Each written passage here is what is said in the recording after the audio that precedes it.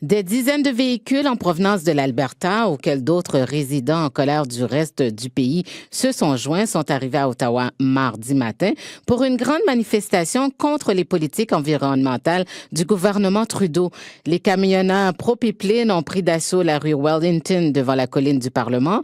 Les klaxons retentissent au centre-ville de la capitale et se feront encore entendre aujourd'hui, mercredi, dès 11 heures.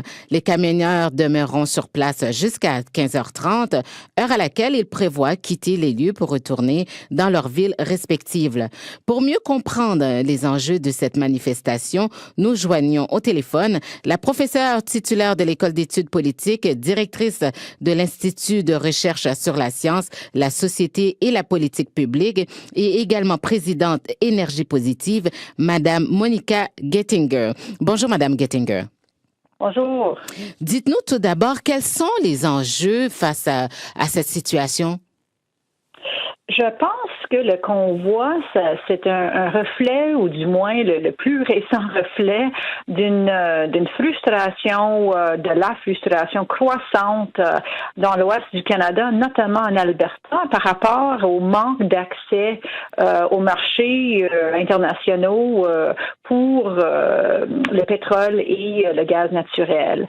Donc, on voit durant les dernières années c'est des initiatives en matière de politique publique, notamment au niveau du gouvernement fédéral, pour tenter d'augmenter l'accès aux marchés internationaux, mais on a eu vraiment de la difficulté justement à atteindre de la construction de pipelines et ainsi de suite. Alors on voit une frustration croissante de l'Ouest, notamment en Alberta, de cette situation. D'ailleurs, c'est pour ça qu'ils disent que le gouvernement Trudeau n'arrive pas à comprendre la situation de l'Alberta. En quelque sorte, je pense que c'est ça le sentiment chez certains Albertains. Cela étant dit, je pense qu'il faudrait garder en tête que le gouvernement Trudeau, au niveau fédéral, a essayé, dans la mesure du possible, d'accéder aux marchés internationaux pour les produits du pétrole et du gaz naturel. Le gouvernement Trudeau est arrivé au pouvoir avec une vision pour l'énergie et le climat qui avait essentiellement 3 objectifs. D'abord, accès au marché, puis deuxièmement, de mettre un prix sur le charbon, alors de mettre en place une taxe sur le charbon, puis troisièmement, de mettre en place la réforme des processus de prise de décision en matière de projets énergétiques. Alors, c'était vraiment 3 objectifs interreliés, puis c'était la bonne façon, de mon point de vue au départ, justement d'essayer de trouver un équilibre entre les différents objectifs énergétiques. Cela étant dit, on a vu durant les dernières années que sur chacun de ces objectifs-là, le gouvernement a eu beaucoup de difficultés à atteindre son but. D'ailleurs, les camionneurs s'opposent aussi à la taxe carbone, au pacte mondial sur l'immigration et au projet de loi C-69 qui veut revoir la manière dont on a approuvé les projets énergétiques, dont vous avez souligné par le gouvernement fédéral. Qu'est-ce qu'il faut faire exactement? Et c'est pas évident. Je pense qu'il faudrait garder en tête que pour les gens de l'Ouest, surtout les gens du secteur du pétrole et du gaz naturel, ils ont été prêts justement à accepter certains compromis, bien évidemment des gestes de l'action au niveau du climat, de mettre en place une taxe sur le charbon, de changer la façon dont les décisions sont prises en matière de projets énergétiques. Mais ce qu'on voit durant les dernières années, c'est que C'est pas aussi évident que ça. Non. Alors, le gouvernement fédéral, il a dû acheter le projet de pipeline Trans Mountain.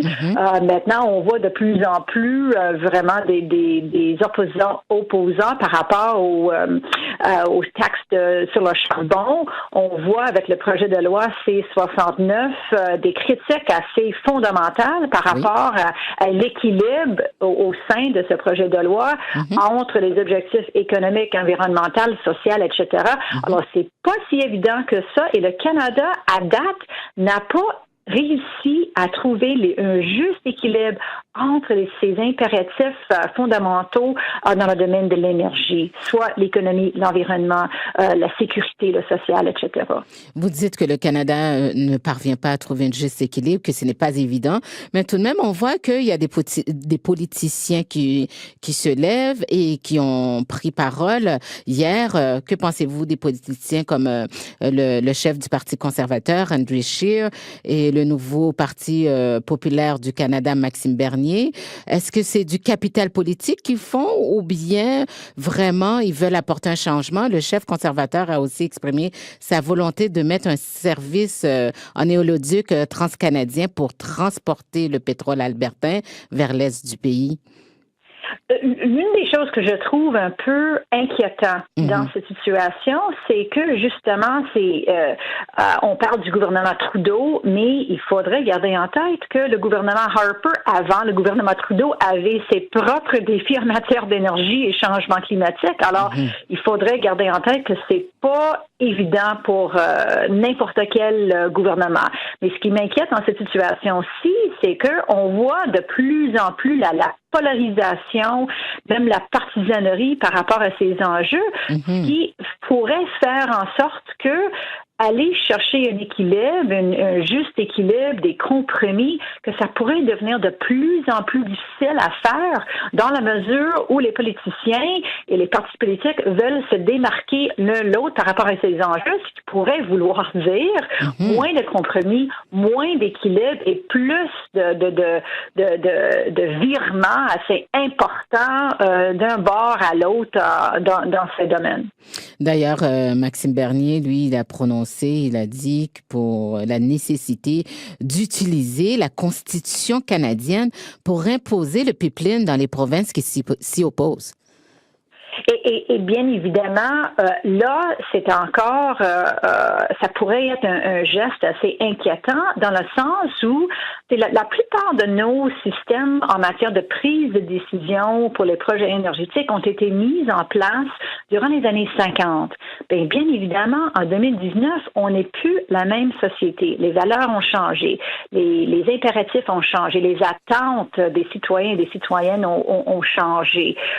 Les gens veulent être impliqués dans la prise de décision. Ils ont moins de confiance dans les gouvernements, dans l'industrie et ainsi de suite. Et donc, ça veut dire qu'on ne peut plus prendre des décisions de façon unilatérale.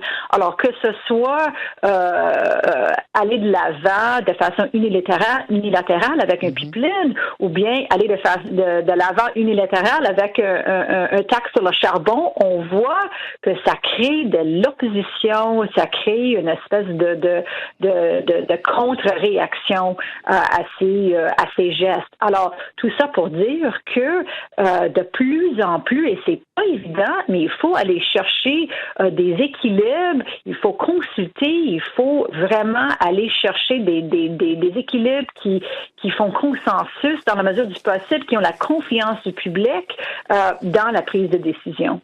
Merci pour ces explications. Nous allons surveiller de près l'aboutissement de cette affaire.